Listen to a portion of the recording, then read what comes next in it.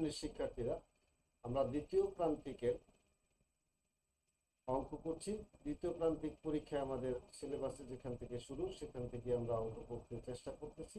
তো এখন আমাদের আজকের যে পড়া সেটা হলো পৃষ্ঠা নং 45।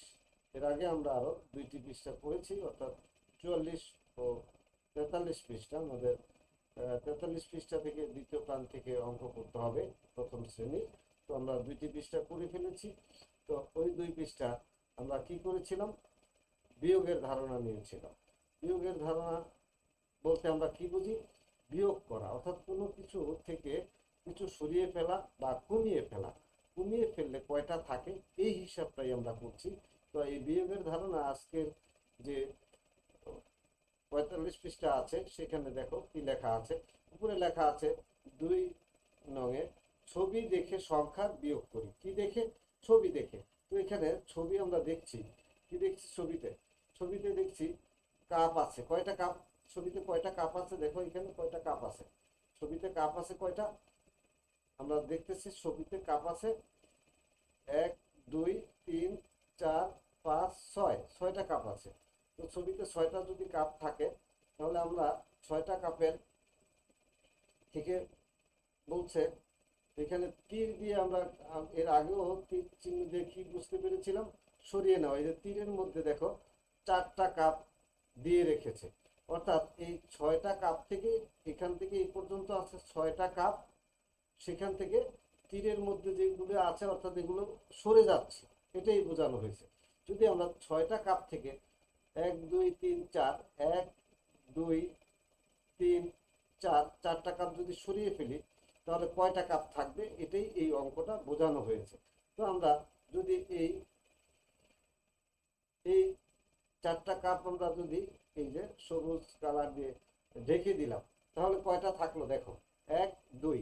এটাই আমাদের এই বিয়োগের ধারণা, অর্থাৎ কমিয়ে ফেলা, সরিয়ে ফেলা, কোনো কিছু থেকে কিছু সংখ্যক জিনিস থেকে কিছু কমিয়ে ফেলা বা সরিয়ে ফেলা। তো এখানে এগুলো আবার আমাদের ঘর করে, আমরা যুগের সময়ও দেখেছিলাম যে কোনো চিত্রের পাশাপাশি ঘর করে। তো এখানেও আমাদের এক, দেখো কি আছে, এখানে আছে কয়টা ঘর আছে দেখো, 1 2 3 4 5 6টা ঘর আছে, অর্থাৎ ওই যে উপরে যতটা কাপ ছিল ততটা ঘর আছে। এখন এখান থেকে দেখো তীরের মধ্যে তীর কতটুকু সেটা আমি আলাদা করে ফেলি, লাল গোলাপি কালার দিয়ে এই যে এগুলো বাদ দিয়ে দিলাম। যদি বাদ দিই দেখো তো এখানে কয়টা থাকলো, 2টা থাকলো। এই যে একটা, এই যে একটা, 2টা। অর্থাৎ 6টা থেকে যদি 4টা আমরা বাদ দিই, এই বাদ দেওয়াকেই বলা হয় কি, সরিয়ে ফেলাকে, বাদ দেওয়াকে, কমিয়ে ফেলাকে বলা হয় বিয়োগ। কি করা? বিয়োগ করা। তো আমরা এখানে আছে কয়টা, সর্বমোট 6টা। এই 6 লিখবো এখানে, 6 6 লেখার পরে বিয়োগ করব কত, কয়টা বাদ দিলাম ওইটাই বিয়োগের ওইখানে পরে ওই সংখ্যাটাই হবে 4টা। এই যে 4টা কাপ বাদ দিছি, 4টা ঘর বাদ দিছি, তাহলে বিয়োগ চিহ্ন দিলাম। তারপরে এখানে লিখবো কত, এই ঘরে লিখবো 4। 6টা থেকে 4টা বিয়োগ করলাম। 4টা বিয়োগ করলে সমান সমানের পরে আমরা কি লিখবো, অর্থাৎ যেই কয়টা থাকলো ফল, বিয়োগ ফল। এই যে এখানে 2টা, এখানে 2টা, অর্থাৎ 2 থাকলো, 2 হইল বিয়োগ ফল। এটা কিভাবে করব আমরা, 6 বিয়োগ 4 সমান 2, 6 বিয়োগ 4 সমান 2, এভাবে আমাদের পড়তে হবে। অর্থাৎ 6টা থেকে যদি আমরা 4টা বাদ দেই, সরিয়ে ফেলি, কমিয়ে ফেলি, তাহলে 2টা থাকে। এটা আমরা গণনা করে পেলাম এখানে। তাহলে এখন আমরা খ দেখি, খতে কি কি আছে। এখানেও ছবি আছে। ছবি আছে কি, বলের ছবি। কয়টা ছবি, আগে সবগুলো বল গণনা করি। 1 2 3 4 5 6 7 8 9, 9টা বল আছে। এখন এই তীরের মধ্যে যেগুলি আছে, আগেই বলছি তীরের মধ্যে এগুলি থাকা মানে এগুলি আমি সরিয়ে ফেলতেছি। তাহলে 9টা থেকে এখানে 9টা বল থেকে সরিয়ে ফেলছি এই পর্যন্ত, এই যে এই পর্যন্ত। এখানে কয়টা বল সরিয়ে ফেলছি দেখো, 1 2 3 4, 4টা বল আমরা সরিয়ে ফেলবো। 4টা বল যদি সরিয়ে ফেলি, এই পাশের গুলি থেকে যাচ্ছে, অর্থাৎ এই যে এইগুলি থেকে যাচ্ছে নাকি। তাহলে আমরা আবারও একটু ওগুলি বাদ দিয়ে গণনা করি, এই 4টা বাদ দিলাম, কয়টা বাদ দিলাম? 4টা, মনে রাখো 4টা বাদ দিলাম। ছিল কয়টা? 9টা। 9টা থেকে যদি 4টা বাদ দিই থাকে কয়টা? এখানে গণনা করলাম 1 2 3 4 5টা। কয়টা থাকে? 5টা। এখানেও ঘর করা হয়েছে 9টা, এখানে 9টা ঘর থেকে বাদ দেওয়া হয়েছে 4টা। এই যে 1 2 3 4টা বাদ দিছে। এরপর পরে দেখো গণনা করো, 1 2 3 4 5টা, অর্থাৎ 5টা ঘর এখানে রয়ে গেছে। তো 5টা ঘর এখানে আমাদের রয়ে গেছে, অর্থাৎ 9টা থেকে যদি 4টা বাদ দিই তাহলে 5টা থাকে। এই অঙ্কটা দিয়ে আমরা এটাই বুঝি। তাহলে ছবিতে বল আছে কয়টা? 9টা। এই যে 9টা আছে, 9 লিখলাম। 9টা থেকে বাদ দিছি কয়টা? 1 2 3 4টা বল বাদ দিছি। এখানে 4টা ঘর বাদ দিছি, 9টা ঘর ছিল। 9টা থেকে 4টা বল বা 4টা ঘর বাদ দিলে থাকে কয়টা? আমরা গণনা করলাম 5টা থাকলো। এই যে এখানে লিখবো 5। এইটাই হলো বিয়োগ। আমরা বিয়োগের ধারণা আগের 2 পৃষ্ঠাতেও নিচ্ছি, এইটাও। এই যে কমানো, সরানো, হ্যাঁ, বাদ দেওয়া, এই কথাটাই হলো, এই কথাগুলি হলো বিয়োগ সংশ্লিষ্ট। অর্থাৎ বিয়োগের সাথে আমরা এরকম কমায় ফেললে, বাদ দিলে, সরায় ফেললে এই কথাগুলি যদি থাকে, বুঝবো আমরা কি অঙ্কটা বিয়োগ করতে হবে। কোন সংখ্যা থেকে বিয়োগ করতে হবে? আছে কয়টা সেইটা থেকে বিয়োগ করতে হবে। সরানো, বাদ দেওয়া, কমানো, যেটা লেখা থাকে ওইটা বিয়োগ করতে হবে। এবার আমরা গ চিত্রটা দেখি। গতে কি আছে? এখানে 9টা থেকে আমরা উপরে ঘর 4টা বিয়োগ দিছিলাম। এইখানে দেখো, এখানে হয়তো 9টা ঘর থাকবে। আমি গণনা করি, দেখো 1 2 3 4 5 6 7 8 9। হ্যাঁ, 9টা ঘর আছে। দেখো এবার তীরের মধ্যে আছে 2টা মাত্র। কত? অর্থাৎ 9টা থেকে 2টা বাদ দেব। কয়টা বাদ দেব? এই যে এই 2টা বাদ দেব 9টা থেকে। তাহলে এখানে লিখে ফেলি আমি 9। এখান থেকে বিয়োগ করব। বিয়োগ চিহ্ন কয়টা? 2টা দিলাম আমি 2। এখন সমান সমানের পরে কি হয়? 2টা বাদ দিলে যেই কয়টা থাকে সেটাই সমান সমানের পরে লিখতে হয়। তাহলে আমরা গণনা করি, 1 2 3 4 5 6 7টা।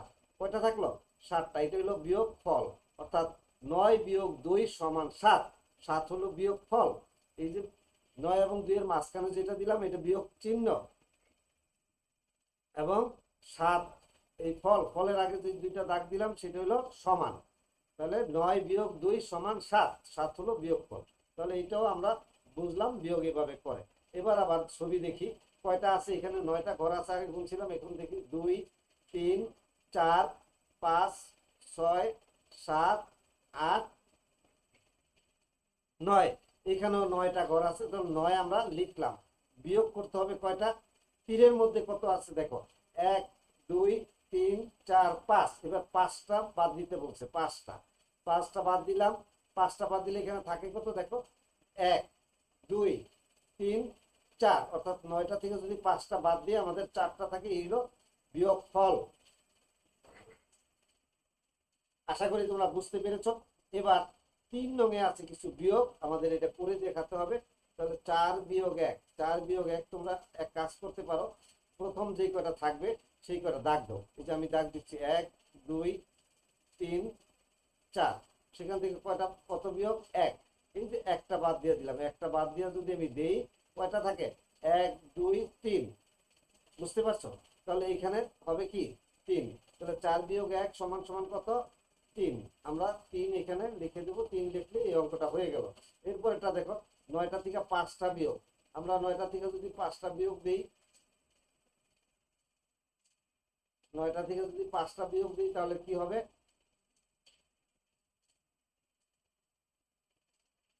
বুঝিয়ে দিলাম।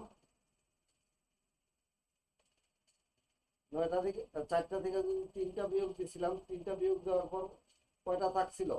3টা বিয়োগ দেওয়ার 4টা থেকে একটা বাদ দিছি, ছিল কয়টা? 3টা। 3, এই যে 3 লিখলাম।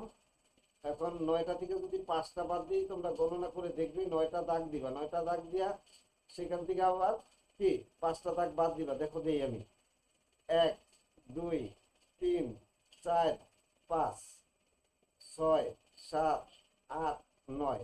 9টা থেকে কত? 5টা বাদ দিয়ে দিতে হবে। 1 2 3 4 5। এই যে 5টা আমি বাদ দিলাম। এখন রইল কয়টা? 1 2 3 4। এখানে আমরা এই যে 4 লিখে দিলেই আমাদের এই অঙ্কটাও হয়ে গেল। ঠিক আছে, 4 লিখে দিলে এটা হয়ে গেল, অর্থাৎ এটা ফলাফল হবে 4, উপরেরটা 3 নিচেরটা 4।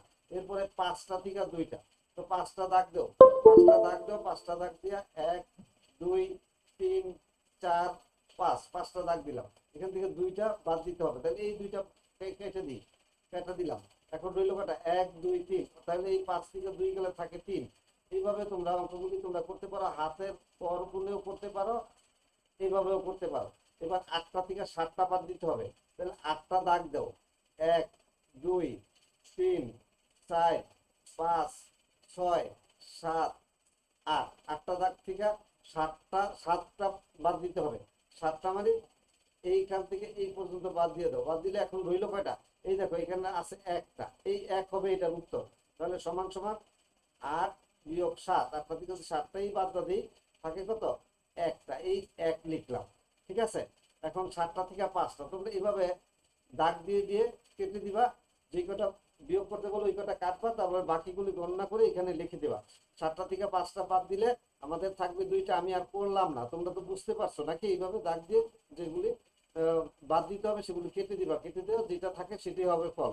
তো 9টা থেকে যদি আমরা 2টা বিয়োগ করি, 2টা বাদ দিই, তাহলে থাকবে 7টা। তোমরা গণনা করে দেখো মিলে কিনা 7টা। ঠিক আছে, 6টা থেকে যদি 2টা আমরা বাদ দিই, তাহলে থাকবে আমাদের 4টা। 6টা দাগ দাও, তারপরে 2টা কেটে দাও, দেখবো যে 4টা থাকে। এখানে 8টা থেকে 5টা যদি বাদ দাও, তাহলে তোমার থাকবে 3টা। কয়টা থাকবে, 3টা।